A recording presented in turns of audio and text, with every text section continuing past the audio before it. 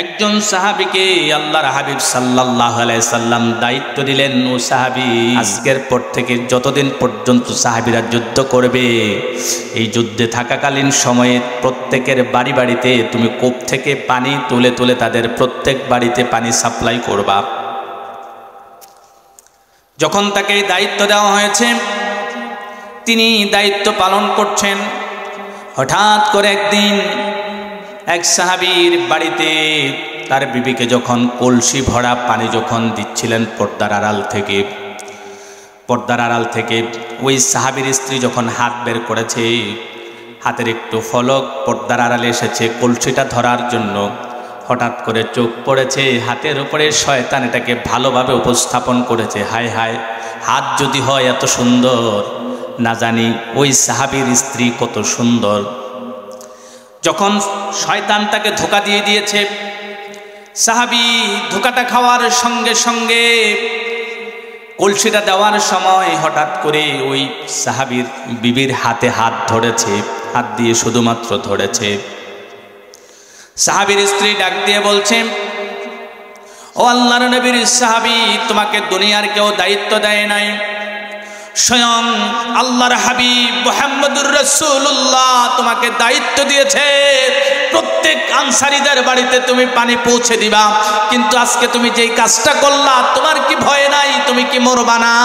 তুমি কি আল্লাহকে ভয় করতে পারো না? এটা চিৎকার বলে, এই চিৎকারটা করে ওই সাহাবীর বিবি পর্দার আড়াল থেকে ডাক দিয়ে বলেছে, ওয়াত্তাকুল্লাহ।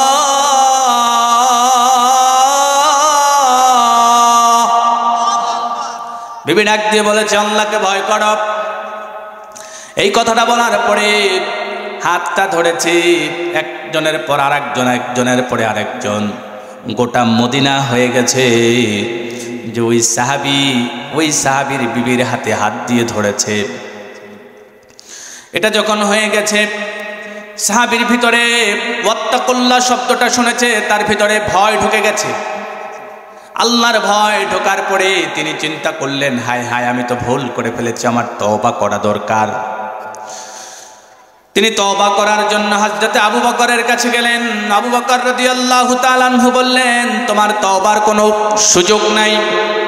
হযরতে ওমরের কাছে গেলেন, ওমর রাদিয়াল্লাহু তাআলা আনহু তাকে ফিরিয়ে দিলেন। ফিরে যাবার পরে তিনি স্বয়ং রাসূলুল্লাহর কাছে গিয়েছেন। রাসূলুল্লাহ সাল্লাল্লাহু আলাইহি ওয়াসাল্লাম বললেন, ও সাহাবী, তুমি আনসারী সাহাবী হওয়ার পরে আমি রাসূল তোমাকে দায়িত্ব দিয়েছি, তুমি যেহেতু আমানত রক্ষা করতে পারলে না, তুমি আরেক সাহাবীর আমানত বিবির হাতে হাত দিয়েছো, তুমি তোমার তওবা, তুমি তোমার ক্ষমা, তুমি তোমার রবের কাছ থেকে ক্ষমা নিবা, আর নচেৎ তোমাকে ক্ষমা করা আমি রাসূলের দরবার থেকে তুমি বের হয়ে যাও। এই কথা শোনার পরে সাহাবী আস্তে আস্তে করে বাড়ির দিকে গিয়েছেন, কান্নাকাটি করছেন। বাড়ির দরজায় যখন পা রেখেছেন, ছোট্ট মেয়েটার নাম হলো খিমসানা। ছোট্ট মেয়েটা খিমসানা ডাক দিয়ে বলছে, বাবা, তুমি তো রাসূলের দরবারে গিয়েছিলে, রাসূল কি তোমাকে ক্ষমা করে দিয়েছে নাকি?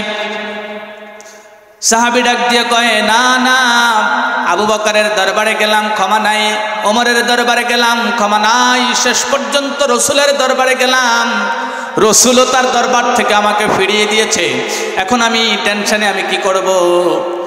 মেয়েটা বললেন, বাবা, যেহেতু রাসূল তোমাকে ফিরিয়ে দিয়েছে, যতদিন পর্যন্ত তুমি রাসূলের দরবার থেকে ক্ষমা না পাবা, আমি খিমসানা তোমাকে আব্বা বলে ডাক দিব না। ছোট্ট মেয়ে বলছে, আব্বা, রাসূলের দরবার থেকে যদি তুমি ক্ষমা না পাও, তাহলে আমি তোমার ছোট্ট মেয়ে খিমসানা বলছি, আমিও তোমাকে কোনোদিন আব্বা বলে ডাক দিব না। আল্লাহু আকবার বলবেন না? এমন সন্তান যদি ঘরে ঘরে থাকে, তাহলে বাবারা কি পাপ করতে পারবে? এমন সন্তান যদি ঘরে থাকে, মা কি পরকিয়া করতে পারবে? আমাদের দেশটা এখন পরকিয়ায় ভরে গেছে, মোবাইল ফোনে সব শেষ করে দিয়েছে। বাবাও করে পরকিয়া, মাও করে পরকিয়া, সন্তান তো পরকিয়া একটা না, ডজনে ডজনে করে। আছে না নাই? এজন্য আমার ভাইয়ারা, মেয়ে যখন বলছে আব্বা তোমার জায়গা নাই, এ কথা বলে বাবা ঘরে ঢুকবে, বাবার মুখের উপরে দরজাটা বন্ধ করে দিয়েছে। এবার সাহাবীর ভিতরে টনক নড়ে গেছে। ডাক দিয়া খিমসানাকে ডাক দিয়া বলে, বাবা আমি ঘরে ঢোকার জন্য তোমাকে ডাক দেই নাই, একটা কাজ করো, ওই ঘরের একটা কোণের ভিতরে দেখো কিছু শিকল আছে, একটা তালা আছে, এই শিকলটা নাও, তালাটা নাও। মারে কেন আমি এই পাপ করলাম, আমার দুইটা পায়ের ভিতরে শিকল বেড়ে দিয়ে তালাবদ্ধ করে দাও। বলার পরে খিমসানা আবার দৌড়ে গেছে, গিয়ে তালার শিকল এনে বাবার দুইটা হাত বেঁধে দিয়েছে, দুইটা পা বেঁধে দিয়েছে। দুইটা হাত এবং দুইটা পা বেঁধে দিয়া বাবাকে বলছে, আব্বা তুমি যেহেতু পাপ করেছো, যাও তোমাকে জেলের ভিতরে ফেলে দিলাম, তোমার হাত এবং পা বেঁধে দিলাম, ছোট্ট ছোট্ট কদম দিয়ে তুমি পাহাড়ে চলে যাও, পাহাড়ে গিয়ে তুমি তোমার রবের দরবারে, একটা মাত্র দরবার খোলা, তোমার রবের দরবার, তোমার রবের কাছে যাও, কুদরতি কদমে সেজদা দাও। রবের কদম থেকে যদি ক্ষমা নিতে পারো, তাহলে রসুলের দরবার লাগবে না, ওমরের দরবার লাগবে না, আবু বকরের দরবার লাগবে না, আল্লাহর দরবার থেকে রসুলের কাছে সংবাদ আসবে, রসুল তোমাকে ক্ষমা করে দিয়েছে। সুতরাং তুমি আল্লাহর দরবারে গিয়ে কুদরতি কদমে পড়ো, সেজদা দাও, রুকু দাও, আল্লাহর কাছে ক্ষমা চাও, আল্লাহ ক্ষমা করে দিবেন। বলেন আল্লাহু আকবার। আল্লাহ ক্ষমা করতে পারেনি? আল্লাহ ক্ষমা করেনি? আল্লাহ কেমন ক্ষমা করে? আল্লাহর রাসূল সাল্লাল্লাহু আলাইহি সাল্লাম বলেন, মুহাম্মদুর রাসূলুল্লাহ সাল্লাল্লাহু আলাইহি সাল্লাম বলছেন, আল্লাহ এমন ভাবে ক্ষমা করেন, আপনি আটলান্টিক মহাসাগরের দিকে তাকিয়েছেন, তাকানোর পরে পানি, দুই দিকের পানি ধাক্কাধাক্কি করার পরে প্রচুর পরিমাণ ফেনা, এত পরিমাণ ফেনা আপনি দেখেছেন, শুধু ফেনা আর ফেনা, ফেনা আর ফেনা। এই ফেনাগুলো দেখার পরে, আপনি দেখার পরে আওয়াজ করে বললেন, আরে কত ফেনা, কত ফেনা, জীবনও ওইগুলো শেষ হবে না। আল্লাহ রাব্বুল আলামিন ডাক দিয়া কয়, গোলাম তুমি সামান্য কিছু ফেনা দেখে আটকে উঠছো, এই ফেনার চাইতে লক্ষ কোটি কোটি গুণ ফেনাও যদি হয়, তোমার পাপের সীমারেখা যদি আসমান থেকে জমিন পর্যন্ত হয়, আমি রবের ক্ষমা তার চাইতেও লক্ষ লক্ষ কোটি গুণ বড় আমি ক্ষমা করি। আমার বৈশিষ্ট্য হলো ক্ষমা করা। আল্লাহু আকবার। আল্লাহু গফুরুর রহিম।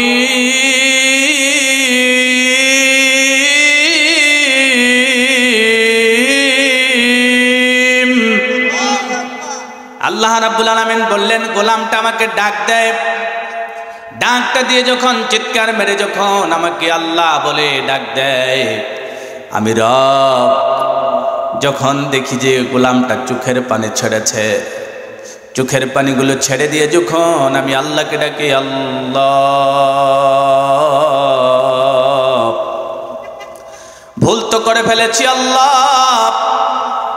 রব তুমি তো আমার মনিব, আমি হলাম গোলাম, আমি হলাম গোলামের ঘরের গোলাম, সুতরাং আল্লাহ আমি তোমার কাছে ভুল করতেই পারি, তুমি তো ক্ষমা করে নেওয়ালা।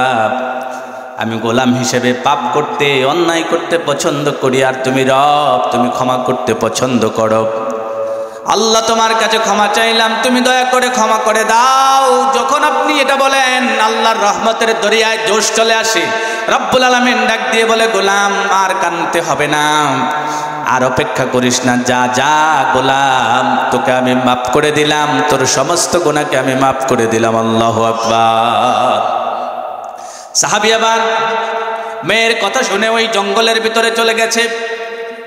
জঙ্গলায় গিয়ে মদিনার পাদদেশে এক জঙ্গলের ভিতরে ঢুকে প্রচুর পরিমাণে কান্না করে, পা দিয়ে হাঁটতে পারে না, পায়ের ভিতরে ঘা হয়ে গেছে। এখানে এই বাগানে যা পায় খায়, প্রতিদিন সেজদা করে তওবা করে আর পড়তে থাকে আস্তাগফিরুল্লাহ, আস্তাগফিরুল্লাহ। পড়েন না আস্তাগফিরুল্লাহ, আস্তাগফিরুল্লাহ। গোলাম যখন এভাবে চিৎকার করে করে রবকে ডাকে, ও আল্লাহ ভুল তো করে ফেলেছি, আল্লাহ রাব্বুল আলামিন তখন আর দেরি করেন নাই, সঙ্গে সঙ্গে ওই সাহাবীকে রব্বুল আলামিন ক্ষমার নোটিশ দিয়ে দিয়েছেন। তার কাছে না, দিয়েছেন রসুলের কাছে। হযরতে জিবরাইলকে পাঠিয়ে দিয়েছেন। জিবরাইল আমিন এসে রসুলকে বললেন, ওগো হাবিব, আপনার সাহাবী একটা ভুল করেছে, আপনার দরবারে ক্ষমার জন্য এসেছে, অথচ আপনি তাকে ফিরিয়ে দিয়েছেন। এখন আপনি বলেন, আপনার রব ক্ষমা করে নাকি আপনি ক্ষমা করেন? আপনি বুঝি তাকে প্রেসক্রিপশন দিতে পারেন নাই যে আপনার রব, তুমি তোমার রবের কাছে ক্ষমা চাও। তুমি যদি তোমার রবের কাছে ক্ষমা চাইতে পারো, অবশ্যই অবশ্যই তোমার রব তোমাকে ক্ষমা করে দিতে পারে। আল্লাহু আকবার। আল্লাহর হাবিব সাল্লাল্লাহু আলাইহি সাল্লামের কাছে যখন জিবরাইল আমিন এসে বললেন, আল্লাহ তো অমুক সাহাবীকে ক্ষমা করে দিয়েছেন, এটা ক্ষমা করার নোটিশ যখন পেলেন, পাবার পরে আবু বকর ওমরকে ডাক দিয়ে বললেন, যাও যাও, আমার সাহাবীকে তোমরা তোমাদের দরবার থেকে বের করে দিয়েছো, আমিও বের করে দিয়েছি। যাও, আমার সাহাবী কোথায় আছে, তাকে যে ক্ষমা করে দিয়েছি, এই ক্ষমার ব্যাপারে আল্লাহ রাব্বুল আলামিন নোটিশ করেছেন, সে কোথায় আছে, আমি রসুলের দরবারে তাকে নিয়ে আসো। এই কথা বলার পরে আবু বকর ওমর রাদিয়াল্লাহু তাআলা আনহু খুঁজতে খুঁজতে শুরু করলেন, খুঁজে পান না। এদিক সেদিক খোঁজাখুঁজি করার পরে একটা লোক বলল, তুমি কি অমুক পাহাড়ের ভিতরে একটা পাগল প্রতিদিন কান্নাকাটি করে, তাকে খুঁজছো? কই কোন পাগল, আমাকে একটু দেখাও। গিয়ে দেখলেন, দেখার পরে দেখেন ওই আল্লাহর নবীর সাহাবী হাতে পায়ে শিকল বেঁধে শুধু চিৎকার করে আর কান্দে। নবীজির সাহাবী আবু বকর ওমর তাকে দেখার পরে তাকে ধরলেন, ধরে রসুলের দরবারে হাজির করলেন। এসে দেখেন আল্লাহর হাবিব সাল্লাল্লাহু আলাইহি ওয়াসাল্লাম নামাজরত অবস্থায় তিনি নামাজ পড়তেছেন। আল্লাহর হাবিব সাল্লাল্লাহু আলাইহি ওয়াসাল্লাম মসজিদের নববীতে ইমামতি করছেন। আল্লাহ রাসূল সাল্লাল্লাহু আলাইহি ওয়াসাল্লাম তিনি নামাজের ভিতরে তিলাওয়াত করছেন, আলহাকুমুত তাকাসুর হাত্তা যুরতুমুল মাকাবির। যখন তেলাওয়াত করছেন আল্লাহর হাবিব, তিনি বলছেন, তোমরা তো এমন দুনিয়ার পাগল, দুনিয়া নিয়ে তোমরা এত ব্যস্ত, তোমরা টাকা পয়সা অর্থ সম্পদ বিল্ডিং দালান কোটা নিয়ে এত ব্যস্ত, এগুলার প্রতিযোগিতায় তোমরা এমনভাবে তোমরা প্রতিযোগিতায় নেমেছো, যতদিন পর্যন্ত 3.5 হাত মাটির চাপা তোমার পেটের ভিতরে না পড়বে, পেটের উপরে না পড়বে, ততদিন পর্যন্ত তুমি প্রতিযোগিতায় মত্তই হয়ে থাকবা। এই আয়াতটুকুন শুনেছেন, সাহাবী নামাজ পড়বেন নিয়ত করেছেন, তেলাওয়াত শুনছেন। তো শুনছেন, এমন সময় হঠাৎ করে সাহাবী একটা চিৎকার দিয়েছেন। চিৎকারটা দেওয়ার পরে সাহাবী দাঁড়িয়ে থাকতে পারেন নাই, মসজিদের নববীতে লুটে পড়েছেন, জমিনে পড়ে গেছেন। আল্লাহর হাবিব সাল্লাল্লাহু আলাইহি সাল্লাম সালাম ফিরিয়েছেন। সালাম ফিরানোর পরে তাকিয়ে ডাক দিয়ে বললেন, আমার সাহাবী কই? আমার সাহাবী নামাজের ভিতরে এমন বিকট শব্দ করেছে, আমার মন বলছে আমার সাহাবী এমন তওবা করেছে, আল্লাহ তাকে এমনভাবে কবুল করেছেন, তার জীবনে আর কোনো পাপ তো দূরের কথা, ওই সাহাবীকে আল্লাহ কবুল করে জান্নাতের ভিতরে ঢুকিয়ে দিয়েছে। সুতরাং পাপ করা অপরাধ নয়, পাপ করার পরে গাদ্দারি করা, তওবা না করা, এটাই হচ্ছে বড় পাপ এবং গাদ্দারি। কি বলেন? ভুল তো হতেই পারে, মানুষ তো গুনাহ করবেই। আমাদের বাপ আদি পিতা যেহেতু ভুল করেছে, আমরা ভুল করব না? কথা বলে না? হযরত আদম আলাইহিস সালাম ভুল করে নাই? জান্নাত থেকে বের হয় নাই? নাইলে তো আমরা জান্নাতেই বাস করতাম। কি বলেন? হ্যাঁ, আমরা জান্নাতে যেতে চাই তো। আমি তো জানি না পাবো কি পাবো না, আল্লাহ তোমার দেয়া সেরা জান্নাত। আমি তো জানি না পাবো কি পাবো না, আল্লাহ তোমার দেয়া সেরা জান্নাত। আমি শুধু জানি নরকের অগ্নি সইতে পারব না কোনো দিন রাত। আমি তো জানি না পাবো কি পাবো না, আল্লাহ তোমার দেয়া সেরা জান্নাত। আমি তো জানি না পাবো কি পাবো না, আল্লাহ তোমার দেয়া সেরা জান্নাত। কথা বলেন ঠিক কিনা? এজন্য আমি জানি না, আপনিও জানেন না, যদি আল্লাহ রাব্বুল আলামিনের জান্নাত পেতে হয় অবশ্যই অবশ্যই আমাকে তওবা করতে হবে। রাজি আছেন তো? তাইবুন 1 নাম্বার গুণ। কয়টা গেল? এখানে কথা বললে আরো 2-3 ঘন্টা বলা যাবে, বলবো না। সামনের দিকে যাই, আমি তো আয়াত নিয়েছি তাফসীর করার জন্য। আল্লাহ রাব্বুল আলামিন 1 নাম্বার গুণ বললেন বান্দা ভুল করবে আবার ফিরে আসবে। 2 নাম্বার গুণ হলো আবিদুন, গোলাম হবে। কি হবে? কথা বলেন, আরো জোরে বলেন। গোলাম হবে। কার গোলাম? আরো জোরে বলেন না, কার গোলাম? পৃথিবীতে এক আল্লাহ ছাড়া কারোর গোলামি করা কি জায়েজ আছে? ইবাদতের ক্ষেত্রে কারো গোলামি করা জায়েজ নাই। শুধুমাত্র গোলামি, শুধুমাত্র গোলামি করতে হবে, করা ফরজ, করা আবশ্যক একমাত্র কার? আল্লাহ ছাড়া কাউকে গোলামি করা যাবে? আল্লাহ ছাড়া কি কাউকে ভয় করা যাবে? আল্লাহ ছাড়া কারোর কাছে কি মাথা নত করা যাবে? কোনো মাজারে গেলে কি মাথা নত করা যাবে? যাবে না। এজন্য প্রিয় ভাইয়েরা আমার, একমাত্র গোলামি করব কার? সাহাবাই কেরাম গোলামি করেছেন কার? রসুলগুলো, নবীগুলো যারা আসছেন, রসুল এবং নবী আলাইহিস সালাম যারা এসেছেন পৃথিবীতে, তারা গোলামি করেছেন কার? তো পীর বুজুর্গ ওলি আউলিয়া যারা আছে তারা গোলামি করে কার? আমরা যে এখানে আসছি কার গোলামি করার জন্য? আরো জোরে বলেন না, কার গোলামি করার জন্য? পৃথিবীতে আমরা আল্লাহর গোলামি করতে গিয়ে, আল্লাহকে রব বলে মানতে গিয়ে যদি কেউ আমার পথের বাধা হয়ে দাঁড়ায়, আল্লাহর একত্ববাদের স্বীকৃতি দিতে গিয়ে যদি কেউ আমার পথের বাধা হয়ে দাঁড়ায়, তাদের সামনে মাথা নত করা তো থাক দূরের কথা, তাদের প্রয়োজন হলে রক্ত দিয়ে, জীবন দিয়ে হলেও আল্লাহর জমিনে আল্লাহর দিন প্রতিষ্ঠা করতে গিয়ে আপনাকে যদি মরতে হয়, আপনার সন্তান হারাতে হয়, আপনার সম্পদ যদি হারাতে হয়, আপনার জীবনটাও যদি দিতে হয়, দিতে তো রাজি আছেন? কি বলেন? প্রিয় ভাইয়েরা আমার, ভারতের দাদারা একটু পাগল পাগল হয়ে উঠেছে। আজকে দেখলাম তারা আমাদের কলকাতার এক রাজ্যে মুসলমানদের একটা মসজিদ বোল্ডোজার দিয়ে ভেঙে ফেলছে। আমি আমার রবের গোলাম হিসেবে বলতে চাই, যদি বাংলাদেশের মুসলমানগুলো, ইসলামী দলগুলো যদি ঐক্যবদ্ধ হয়ে, যদি তারা একত্রিত হয়ে, যদি তারা যুদ্ধের ঘোষণা দেয়, আর এই যুদ্ধ ভারতের সাথে হবেই। আল্লাহর রসুল সাল্লাল্লাহু আলাইহি সাল্লাম হিন্দুস্তানের সাথে গাজওয়ে হিন্দ নামক একটা হিন্দুস্তানের যুদ্ধের ভবিষ্যৎবাণী করে গেছেন, যেই যুদ্ধে মুসলমানরা কচুকাটা হয়ে তারা নিহত হবে, শাহাদাত বরণ করবে, জীবন দেবে, রক্ত দেবে, তারপরেও ভারতের কাফেরদের সাথে কখনো মাথা নত করবে না, করবে না, করবে না। কথা বলেন ঠিক কিনা?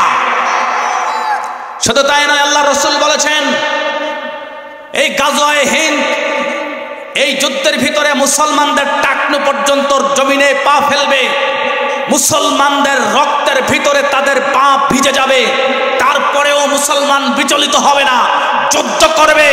এবং যতদিন পর্যন্ত আল্লাহর দিন বিজয় না হয়, মুসলমানদের বিজয় না আসে, ততদিন পর্যন্ত হিন্দুস্তানের সাথে মুসলমানদের যুদ্ধ চলতেই থাকবে, চলতেই থাকবে, চলতেই থাকবে। আমি আজকে এখান থেকে জানিয়ে দিতে চাই, যদি প্রয়োজন হয়, নিমসারের মানুষ, ভুইয়াবাড়ির মানুষ, আপনারা তৈরি থাকুন। ভারতের সাথে যদি যুদ্ধ করতে হয়, আমরা যুদ্ধের জন্য প্রস্তুত। রাজি আছেন তো ইনশাআল্লাহ? কারা কারা রাজি আছেন? তো হাত তুলে আল্লাহকে দেখান। নারে তাকবীর, নারে তাকবীর। হাত নামান। প্রিয় ভাইয়েরা আমার, আমরা মুসলমানরা আল্লাহর গোলামি করতে গিয়ে, রসুলের ইজ্জত রক্ষা করতে গিয়ে আমরা দেখেছি অতীতে হাজার হাজার মানুষ জীবন দিয়েছে। আলেম ওলামাদেরকে যখন অপদস্থ অপমানিত করা হয়েছে, হাজার হাজার যুবকরা রাস্তায় নেমে, মুরব্বীরা রাস্তায় নেমে প্রতিবাদ করেছে। কথা বলেন না কেন? এই জন্য আমার ভাইয়েরা, আমরা মুসলমান, আমরা সিংহের জাত, আমরা হযরত ওমরের উত্তরসূরি, আমরা খালিদ বিন ওয়ালিদের উত্তরসূরি, আমরা তিতুমিরের বাঁশের কেল্লা হাতে নিতে জানি, আমরা শাহজালালের তাকবীরের ধ্বনি জানি, আমরা শাহপরারের আল্লাহু আকবার ধ্বনিতে গৌর গোবিন্দের বিল্ডিংকে জমিনে ধসায় দিতে জানি। সুতরাং আমাদেরকে ভয় দেখিয়ে লাভ নাই। ভারত যদি আমাদেরকে জুজুর ভয় দেখায়, আমরা ভারতকে পরোয়া করি না। আমরা মুসলমানের শক্তি, বদরের শক্তি, যেভাবে 313 জন 1000-এর উপরে বিজয় অর্জন করেছে, আমরা আজও মুসলমান সংখ্যায় কম হলেও, বাংলাদেশ আমরা কম হলেও, ভারতের বিপক্ষে যুদ্ধ শুরু হলে আমরা যুদ্ধ করে বিজয় অর্জন করে তারপরে আমাদের সোনার বাংলায় ফিরে আসবো, নচেত ফিরে আসার কোনো সুযোগ নাই। কথা বলেন ঠিক কিনা? যে ভাইয়েরা আমার, আমরা মুসলমানের জাত, আল্লাহর গোলামি করি। 5 বার 5 ওয়াক্ত নামাজের মাধ্যমে আল্লাহর গোলামি করি, রোজার বেলায় করি। আমরা আল্লাহর গোলামি করতে গিয়ে সত্য কথা বলি, মিথ্যা বলি না, চুগলখুরি করি না, নফরমানি করি না, সুদ ঘুষ খাই না। যেহেতু আল্লাহর গোলামি করি, সেহেতু আল্লাহর গোলাম তো। এই জীবন যেহেতু আল্লাহ দিয়েছেন, এই দেহ যেহেতু আল্লাহ দিয়েছেন, এই দেহ, মন, যৌবন যা কিছু আছে সব তো আল্লাহর জন্য সঁপে দিতে হবে। কি বলেন? জীবন দিলেন যিনি, জীবন নিবেন তিনি। জীবনের সব আয়োজন যদি হয় তারই জন্য, তুমি ধন্য, ত্রিভুবনে তুমি অনন্য। জীবন আমার আল্লাহরই জন্য, বলেন, জীবন আমার আল্লাহরই জন্য, মরণ আমার আল্লাহরই জন্য। জীবনে মরণে, জীবনে মরণে আল্লাহরই হয়ে হতে চাই ধন্য। জীবন আমার আল্লাহরই জন্য, মরণ আমার কার জন্য? সবাই বলেন, আল্লাহরই জন্য। সুতরাং আমরা আমাদের রবের গোলামি করব। কার গোলামি করব? আল্লাহ রাব্বুল আলামিন বললেন, গোলাম, ওয়ামা খালাকাতুল জিন্না ওয়াল ইনসা ইল্লা লিয়াবুদুন।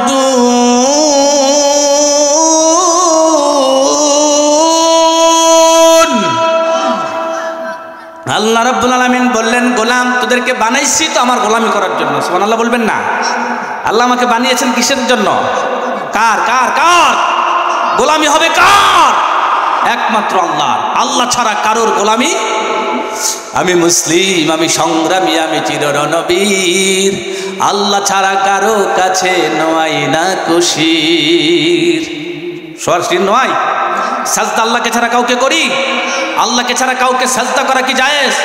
আল্লাহকে ছাড়া কাউকে সাজদা করা হারাম, হারাম, হারাম। কেউ যদি সাজদা করে সে সঙ্গে সঙ্গে মুশরিক হয়ে যায়। সুতরাং গোলামি কার হবে? আরো জোরে বলেন না, কার গোলামি করতে হবে? কার? যদি সুখে থাকেন কার? দুঃখে থাকলে কার? বিপদে থাকলে কার? কষ্টে থাকলে কার? পেটে খাবার থাকলে কার? পেটে যদি খাবার না থাকে কার? সব সময় গোলামি করব কার? একমাত্র আমাদের রব। কয়জন? হেতাকর কয়জন? 33 কোটি। কত কোটি? আমি বুঝি না। আমরা একজন খোদারে খুশি করতে সারা দিন রাত চেষ্টা করেও টেনশনে থাই, আল্লাহ আমরা ওপর খুশি নি। আর হেতারা 33 কোটির কে এমনিতে খুশি, এটা আল্লাহ করতে হবে। আমি জানি কি কর 33 কোটি বলে দেবতা। তুলসী গাছ দেখো, এটাই দেবতা। বড় গাছ, বট গাছ দেখো, এটাই দেবতা। বড় মাছ, এটাই তো দেবতা। এত হইল কেমন নাইলে দেবতা না হইলে? আবার কি করে দেবতা বানায়? কি যে কয়, ওই যে মূর্তিটি বানায় না, বানায় বানায় সে কি কয়, মারে ফালাইলাম জলে কেমনে থাহাম ঘরে, মারে ফালাইলাম জলে কেমনে থাহাম ঘরে। আসেনি আসেনি। আরে এটি কি ইবাদত আমি বুঝি না, এটি বলে এদের খোদা। একটা মাছি বইয়া মাথাটার ভিতরে সুন্দর করে পায়খানা করে না, ও মশায় মাছিয়ে বইয়া পায়খানা করে, এটাই কিছু করতে পারে না, মশা মাছির লোকে ভারে না, এটা বলে তার খোদা। হ্যাঁ, এ খোদার আবাদত করে। আবার খোদার কি করে, ওই জলে ফালায় এসে লাড়ি দিয়ে গুতেই চুবায়। আসেনি আসেনি, চুবাইয়া খোদারে খুশি করে পানির ভিতরে। অথচ আমরা হলাম আল্লাহর গোলাম, আল্লাহর ইবাদত করি, আল্লাহর নামটা লইলে তো শান্তি। কথা বলেন না কেন? ডাকতেন না আমার আল্লাহ, একটু ডাকতেন না আল্লাহ, আরো জোরে বলেন না আল্লাহ আল্লাহ। শান্তি আসেনিও? কম না বেশি? মজা লাগেনি? পইলে তো শান্তি, দিল শান্তি, মন শান্তি, প্রাণ শান্তি, আর লগে লগে আমল নামায় হয় জমা সওয়াব। সুবহানাল্লাহ কইতেন না? আরো জোরে করেন না সুবহানাল্লাহ। এমন আল্লাহ পাইছি আমরা। কেমন আল্লাহ জানে? হাসরের ময়দানে যখন আপনি বিপদে পড়বেন, আল্লাহর গোলামি যারা করবে তাদের ব্যাপারে আল্লাহ সাইনবোর্ড টানায় বসবে। দুনিয়ার মানুষটি লাগায় না যে বিশিষ্ট দানবীর, রমজান আসলে লাগায় না, পত্রিকায় দেয়, বিশিষ্ট দানবীর উমক ভাই এত হাজার লুঙ্গি, এত হাজার শাড়ি, এতটা দান করবেন, আপনারা আসবেন, এতটা লাইন ধরে ফাড়াফাড়ি করে গুতাগুতি করে লাইতে করে মানুষ ঘুরে জিজ্ঞা আসেনি? আহা, হাসরের ময়দানে আমার আপনার রব যারা গোলামি করবে, যারা আল্লাহর আবিদুন হবে, তাদের ব্যাপারে আল্লাহ রাব্বুল আলামিন সুসংবাদ দিয়ে বলছেন, ইন্নার রাহমাতি সাবাকাত আলা কাদাবি, ইন্নার রাহমাতি তাগলিব আলা কাদাবি। ও গোলাম শুনে রাখ, তুই যদি আমার গোলামি করিস, হাসরের ময়দানে তোকে কে ঠেকায়, তোকে কে বিপদে ফেলায়? আমি আল্লাহর গজব, আমি আল্লাহর গজবের চাইতে তোর উপর আমি আল্লাহর রহিম রহমান নামটা গালেব হয়ে যাবে। আমি তোকে মাফ করে দেবো, আমি তোকে জান্নাত ঢুকাই দেবো। আল্লাহু আকবার। কে ঢুকাবেন? আরো জোরে বলেন নাকি? কেউ কি আছে জান্নাতে আমাদেরকে নেওয়ার? হ্যাঁ, একজন আছে। তিনি কে? এরপরে আরেকজন আছে, কে? রাসূল সুপারিশ করবেন যিনি। আমি এক লম্বা হাদিস পড়েছি শাফাতের অধ্যায় পড়তে গিয়ে, এত লম্বা হাদিস। হাদিসটা পড়ার পরে আমি রাসূলের উম্মত হিসেবে আমার বুকটা এত বড় হয়েছে, এত বড় হয়েছে। কেন? আরেকটা হাদিস পড়তে গেছি, আরো ভালো লাগছে। মা মিনাল আম্বিয়াই নবিয়্যুন ইল্লা উতিয়া মা মিসলাহু উম্মতি আলাইহিল বাশার। পৃথিবীতে এমন কোন নবী আসেন নাই যাদের উম্মত নাই। সবারই দুইজন একজন উম্মত আছে। হাসরের ময়দানে সবাই উঠবে, সবাই উঠবে তার উম্মত নিয়ে।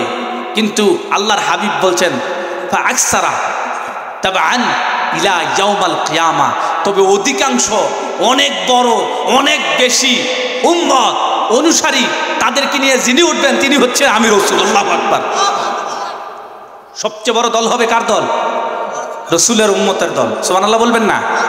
আমরা কার উম্মত? আরে কথা কন না, কার উম্মত? রাসূলের উম্মত।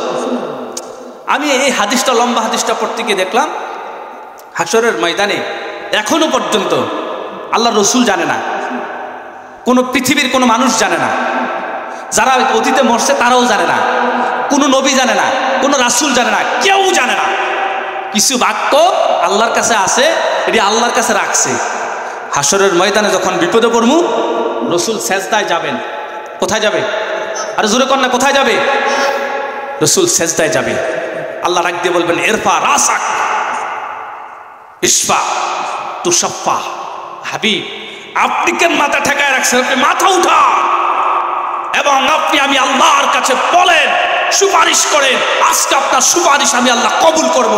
তার আগে আল্লাহর হাবিবকে আল্লাহ কিছু বাক্য শিখাবেন। আহমাদাহু বিতিলকাল মুহাম্মদ, কিছু প্রশংসা সূচক বাক্য আল্লাহ তখন শিখাবেন। রসুলকে এখনো শিখান নাই, এখনো রসুল জানে না, কোনো উম্মত জানে না, পৃথিবীর কোনো মানুষ জানে না, কোনো নবী জানে না, কোনো ফেরেশতা জানে না, জিবরাইলও জানে না। জানে কে? আল্লাহ। রসুলকে মাথা উঠাতে বলবেন, বাক্যগুলো শিখাবেন। আহমাদাহু বিতিলকাল মুহামেদ, রসুল আপনি সুপারিশ করেন, আপনাকে গ্রহণ করা হবে। আর আপনি সাথে সাথে এই বাক্যগুলো বলেন, রসুল সুপারিশ করবে, বাক্যগুলো বলতে থাকবে, বাক্যগুলো বলতে থাকবে, রসুল সুপারিশ করবে, করার পরে বলবে যে আপনার সুপারিশ গ্রহণ করলাম, আপনি তাদেরকে নিয়ে জান্নাতে যান। রসুল বাছাই করে ডের ভাগ করবো, এই এদিকে আসো, এদিকে খারিব। রসুল যায় না, আবার দাঁড়াই থাকে, আবার দাঁড়াই রয়েছে রসুল। আল্লাহ রাব্বুল আলামিন বলেন, হুজুর আবার দাঁড়াইছেন কেন? রসুল আপনি আবার দাঁড়াইছেন কেন? হাবিব আপনি কেন দাঁড়াই রয়েছেন? আল্লাহ আল্লাহ এটা কই আবার সাজদা, আবার ডাকবেন, উঠাবেন, আহমাদাহু বিতিলকাল মুহামেদ, আবার তিনি প্রশংসা সূচক বাক্যগুলো বলবেন, আবার সুপারিশ গ্রহণ হবে। এভাবে 3 বার, রাবি বলছেন 3 বার নয়, এভাবে 4 বার সুপারিশ করা হবে। আল্লাহ হাবিবের একজন উম্মত পৃথিবীতে থাকবে না যেই উম্মত মুশরিক হয় নাই, শিরক করে নাই, গোলাম ছিল, আমল কম কিন্তু অসুবিধা নাই, কিন্তু তাকে সুপারিশ করবেন, তাকে জান্নাতে ঢুকাবেন। আল্লাহু আকবার। এজন্য আমার ভাইয়ানা, আল্লাহর হাবিব সাল্লাল্লাহু আলাইহি ওয়াসাল্লাম আমাদেরকে বারবার শিখিয়েছেন গোলাম হও। কার গোলাম? রসুল নিজেও গোলামি করেছেন কার? আমরা তো রসুলের কাছে না চেয়ে এখানে সেখানে বাবার দরবারে চাই। আমি আপনাদেরকে একটা ছোট্ট প্রশ্ন করি, বলেন তো আপনাদের জীবনে আজ পর্যন্ত ট্রেনের লাইনের পাশে কোনো মাজার দেখছেননি? হ্যাঁ, মাজার থাকে কই? বাজারে। মাজার থাকে কই? বাস লাইনের পাশে। এগুলো কারণ হলো দান্দা। এগুলো কি? এগুলো হলো ধান্দা। যত মাজার তত বাবা, বাবা হলো বেশমার। রেল লাইনে নাই রে মাজার, বাস লাইনে সব মাজার। ওরে ও ভণ্ড বাবা, ওরে ও পাগলা বাবা, একটু মর, বাঁচাইব তোর কোন বাবা? কথা বলেন না ঠিক কিনা? একটু মর, তুই মরে দেখ তোকে কে বাঁচা। তোর জন্য লাঠির পিড়া ফেরেশতারা বই রইছিনি। এজন্য আমার ভাইয়েরা, কোনো বাবার থাবার কোনো গোলামি আমরা করতে চাই না, কোনো নেতার গোলামি করতে চাই না। গোলামি করবো একজনের, তিনি কে? একমাত্র আল্লাহর গোলামি করতে চাই। যদি রবের গোলামি করতে গিয়ে যদি জীবন যায় যাক, যদি মরণ হয় হোক, যদি রবের গোলামি করতে গিয়ে যদি আমার নিজেকে শেষ করে দিতে হয়, আমি যদি শেষ হয়ে যাই, আমরা ভয় পাই না। রাজি আছেন তো? এজন্য আমার ভাইয়েরা, মুমিনের 2 নাম্বার গুণ হলো, মুমিন যখনই ভুল করবে তখন ভুল করার পরে ফিরে আসবে। 2 নাম্বার গুণ হলো তিনি আবেদ হবে, তিনি আল্লাহর গোলাম হয়ে যাবে। 3 নাম্বার গুণ হলো তিনি হবেন হামিদুন। তিনি হবেন কি? হামিদুন, প্রশংসাকারী।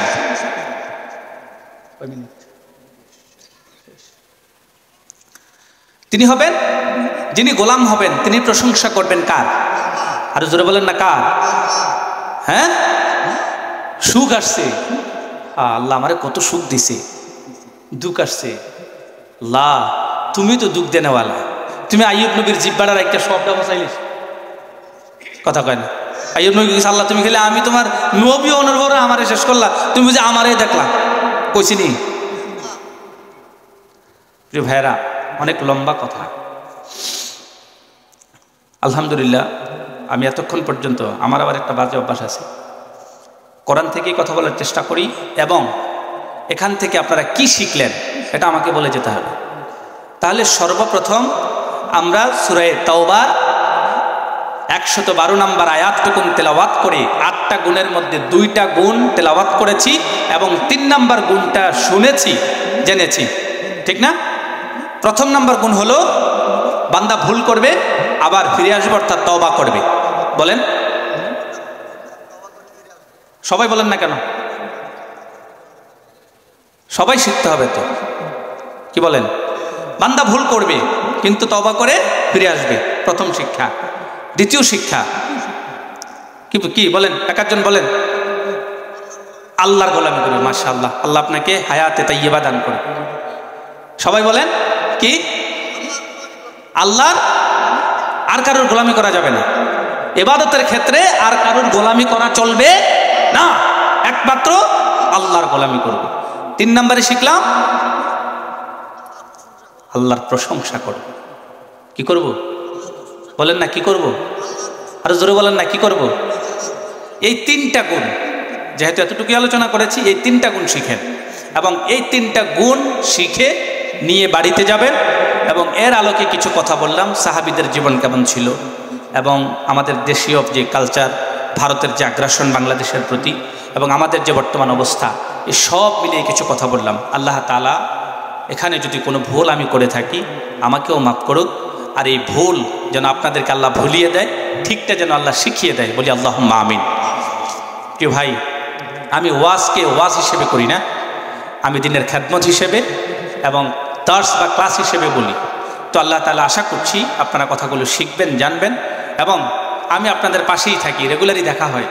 আপনারা আমার জন্য দোয়া করবেন।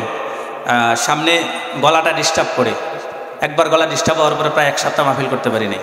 সামনে আরও কয়েকটা মাহফিল, আজকে যে আসতে পারবো, আমি এখন ঢাকা থেকে আসছি, ঢাকা থেকে এসে দৌড়িয়ে এখানে চলে আসছি। তো আপনাদের দোয়া চাচ্ছি আল্লাহ তাআলা যেন তার গোলামের উপরে রহম করে।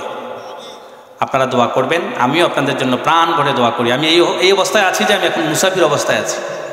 আল্লাহ আমাদের সকলকে কবুল করুক, এখানকার মাদ্রাসা কবুল করুক, মসজিদকে কবুল করুক, আপনাদেরকে কবুল করুক, ওস্তাদদেরকে কবুল করুক, যারা কষ্ট করে এত সুন্দর বাগান সাজিয়েছে সকলকে কবুল করুক, বলেন আমিন। যারা টাকা দিছে, পয়সা দিছে, বুদ্ধি দিছে, পরামর্শ দিছে, শ্রম দিছে, সবাইকে কবুল করুক, বলেন আমিন। ওমা তৌফিক ইল্লা বিল্লাহ। আসসালামু আলাইকুম ওয়া রাহমাতুল্লাহি ওয়া বারাকাতুহু।